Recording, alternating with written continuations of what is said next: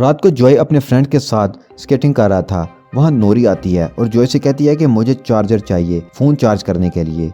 Joy उसे अपने घर ले जाता है क्योंकि उसके घर जनरेटर है। इस टाउन के बहुत ही कम लोगों के पास जनरेटर था। लिंडा पॉल को लेकर पुलिस स्टेशन आती है जहां लोग प्रोटेस्ट करने के लिए आए हुए हैं। इन सब का कहना था कि पुलिस अच्छे से काम नहीं कर रही, उनका सिस्टम बहुत ही खराब है। जिम उन्हें कहता है कि पुलिस काम कर रही है और वक्त आने पर हम सब की और भी मदद करेंगे। लिंडा पॉल को लॉकअप में बंद कर देती है। पॉल को अटैक आने लगता है। लिंडा उसकी मदद के लिए लॉकअप खोलकर अंदर जाती है तो पॉल उसे मारकर गिरा देता है और बाहर निकल आता है। वो बस बाहर निकलने के लिए एक्टिंग कर रहा था। शेल्टर में जूनियर फिर एनजी के पास आता है। एनजी अब प्लान बनाती है कि वो जूनियर के साथ अच्छे से बिहेव करके उसे अपने जाल में फंसाकर यहाँ से बाहर निकलेगी।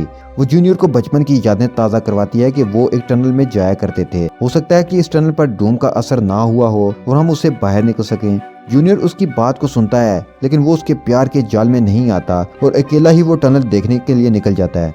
इधर जिम जब पुलिस स्टेशन में आता है तो देखता है कि पॉल की जगह लिंडा जेल में बंद है और पॉल गायब है। वो देखते हैं कि पॉल एक राइफल और कुछ गोलियां भी साथ ले गया है।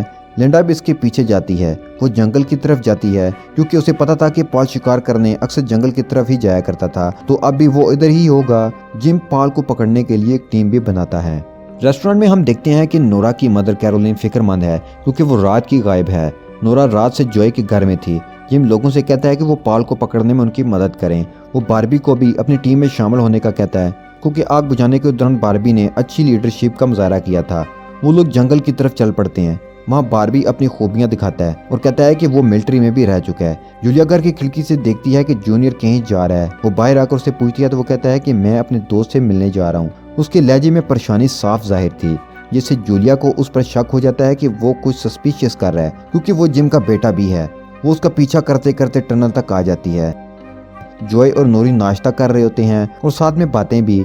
जॉय इतना कॉन्फिडेंट नहीं था क्योंकि वो कभी किसी लड़के के साथ अकेले नहीं बैठा था। इसी दौरान वहाँ जॉय का फ्रेंड बैन आ जाता है। उसके साथ दो लड़कियां भी थीं। वो उनके फ़ोन चार्ज करने यहाँ लाया था। वो उन्हें इम्प्रेस करना चाहता था। जॉय इजाज़त दे देता है लेकिन वो बैन को कहता है कि जनरेटर इस डोम में इन हालात में एक बहुत अहम चीज़ है जिसका इस्तेमाल हमें सोच समझ कर करना चाहिए। हम इसे यूँ ही वेस्ट नहीं कर सकते। जंगल में वो लोग पॉल को ढूंढ लेते हैं लेकिन वो फायर करके एक लड़के की टांग जख्मी कर देता है तो दूसरा लड़का उसको देखने रुक जाता है। बारबी और जिम उसका पीछा करते हैं।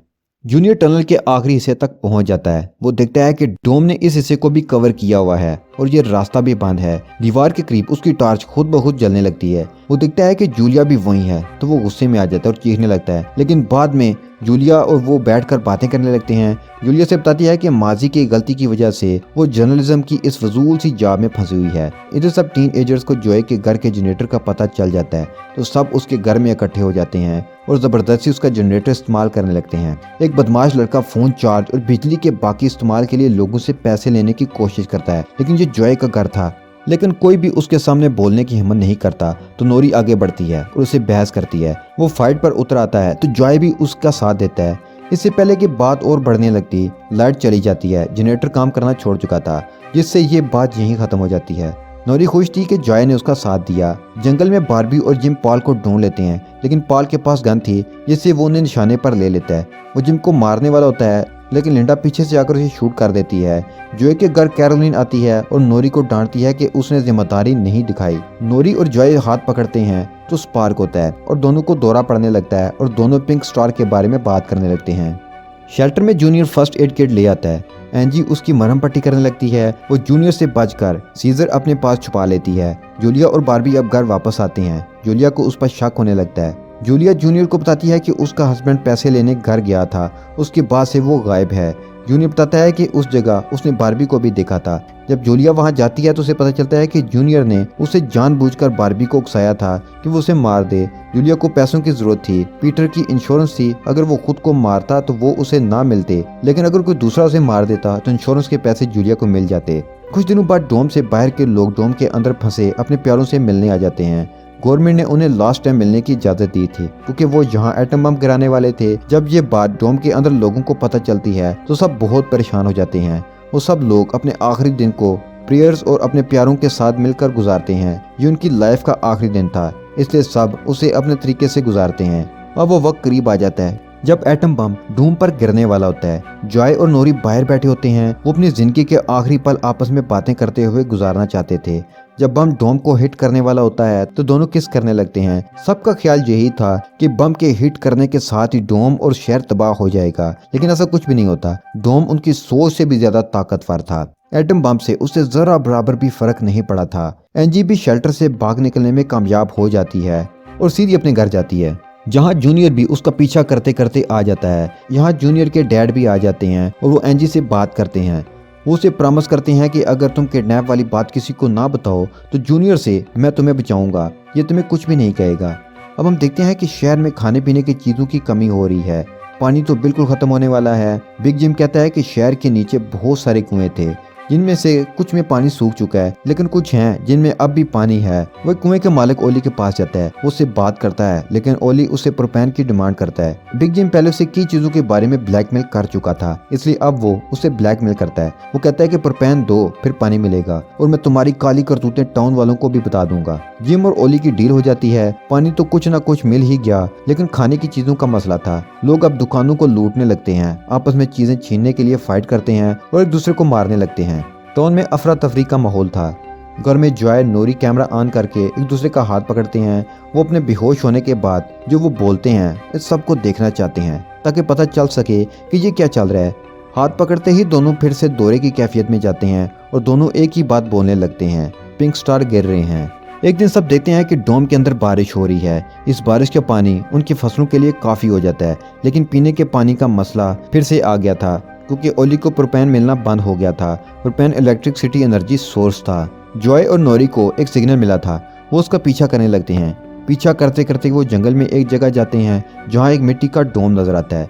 वो उसे साफ करते हैं तो नीचे से उनके बड़े डोम जैसा छोटा डोम मिलता है जिसमें एक छोटा सा अंडा है। जब वो उसे हाथ लगाते हैं तो उनके साथ अजीब होने लगता है। वो जूलिया को ये सब बताकर उसे भी इस जगह लाता है। जब वो हाथ लगाती है तो उसके साथ भी कुछ स्ट्रेंज होने लगता है। ये सब कुछ उनकी समझ से बाहर था। ये छोटा डोम और पर्पल अंडा क्या है किसी को नहीं पता था। अब जिम चाहता है कि वो लड़कर ओली से कुआं ले क्योंकि पानी की शॉर्टेज हो गई है, जबकि बारबी चाहता है कि लड़े बगैर ये काम किया जाए। जिम अपने आदमी लेकर निकल जाता है, जबकि बारबी अपने प्लान पर टिका रहता है। वो बगैर लड़े पानी का मसला हल कर लेता है। जूलिया बारबी को भी वहाँ लेकर जाती है, लेकिन इस बार वहाँ वो छोटा डोम नहीं था, तो बारबी को लगता है कि जूलिया को वहम हुआ है। इधर एंजी को भी दौरा पड़ने लगता है। वो भी पिंक स्टार्स वाली बात करती है। अब जो नोरी, एंजी, जोली आपस में बात करते हैं कि हमारे साथ सेम हुआ, दौरा पड़ा और पिंक स्टार्स वाली बात मुंह से खुद ब खुद निकली। ये स्ट्रेंज है और हमारे बीच कॉमन भी। शायद हम तीनों के दोनों का डोम से कुछ तलक है। वो छोटे डोम और अंडे को ढूंढने निकलते हैं, लेकिन वो उन्हें नहीं मिल रहा था। जब वो घर आते हैं तो देखते हैं कि अंडा और छोटा डोम तो जॉय के घर है। वो चारों अब उसके पास बैठ जाते हैं। इन तीनों को लगता है कि शायद इसका इनसे कोई तलक है, तो वो तीन फिर से डोम पर हाथ रखते हैं, लेकिन कुछ भी नहीं होता। सुबह वो देखते हैं कि अंडे में कुछ हलचल है। अब वो फिर से इस पर हाथ रखने लगते हैं, लेकिन यहाँ 3 नहीं 4 हाथों के निशान थे। वो सोचते हैं कि ये चौथा हाथ किसका हो सकता है। एनजी का ख्याल था कि ये जूनियर का हाथ हो सकता है, क्योंकि हमने देखा है कि उसकी मॉम ने अपनी पेंटिंग्स में ये पहले ही बता दिया था कि ऐसा होगा। वो जो पेंटिंग बनाती थी सच हो जाती थी, तो वो जूनियर को ढूंढने लगते हैं। एंजी जॉय को बताती है कि उसने मुझे किडनैप किया और टॉर्चर किया, तो जॉय गुस्से में आ जाता है, उसे मारना चाहता है, लेकिन एंजी उसे समझाकर रोक लेती है कि इस छोटे डोम के लिए चौथा हाथ जूनियर का ही है, हमें उसकी ज़रूरत है। हो सकता है कि हम ऐसे बच जाएं। अगर जूनियर को तुमने मार दिया तो हम यहीं फंसे रहेंगे। वो जूनियर को ले आते हैं। जब चारों अपने हाथ उस डोम पर रखते हैं तो लाइट निकलती है। साथ ही वहाँ एक तितली नजर आती है। उनको लगता है कि ये तितली शायद इस डोम का मालिक है और वही है जो इस डोम को यहाँ से हटा सकता है। एंजी कहती है कि मुझे लगता है कि जूलिया पर डोम को भरोसा है, वही उसकी तितली है। इधर एक औरत किसी वजह से जूलिया पर गोली चला देती है, जिससे वो शदीद जख्मी हो जाती है। जॉय और बारबी उसे हॉस्पिटल लेकर जाते हैं। डोम में तेज आंधी तूफान आ जाता है, जिसे बारबी रोक लेता है, तो जॉय को लगता है कि बारबी ही तितली है और तूफान इसी वजह से रुका।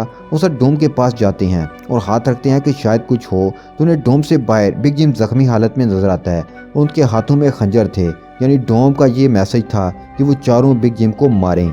लेकिन जूनियर तो उसका बेटा था, इसलिए वो राजी नहीं होता। वो अपने डैड की प्रोटेक्शन करने लगता है। बिग जिम एंजी और जॉय को मोरा बनाकर बारबी को मजबूर करता है कि वो कन्फेस करे कि उसने जूलिया को गोली मारी है। हम देखते हैं कि डोम से अजीब आवाजें आने लगी हैं और उसके अंदर की तितली भी गोल्डन कलर में कन्वर्ट होने लगती है। अब छोटा डोम काले रंग का होने लगा है और बड़ा डोम भी। जॉय समझता है कि शायद इस तितली को बाहर निकलना है, तो वो चारों मिलकर उस पर हाथ रखते हैं। हाथ रखने के बाद वो छोटा डोम टूट जाता है और उसकी तितली बाहर आ जाती है। वो बाहर आकर अपना मोनार्क चुनती है।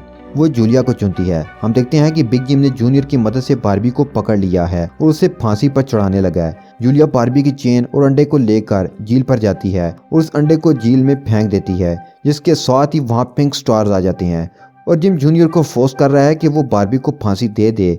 उसके साथ ही अंडर द डोम सीजन 1 यहीं खत्म हो जाता है।